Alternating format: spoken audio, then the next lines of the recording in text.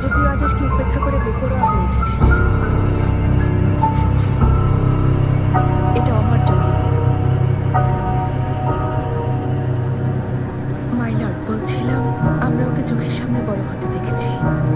যদিও ও একটু অবাধ্য, কিন্তু মানুষ হিসেবে খারাপ না। আমার ধারণা আজও যা যা করেছে এর জন্য নিশ্চয়ই কেউ ওকে প্ররোচিত করেছে। তা না হলে ও কিছুতেই এমন কাজ করতো না।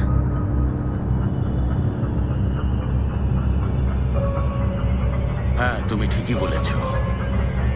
বাবা, এখন যেহেতু অপরাধ প্রমাণিত হয়েছে, ওর অবশ্যই শাস্তি হওয়া উচিত। প্রিন্স ইয়ান শুনে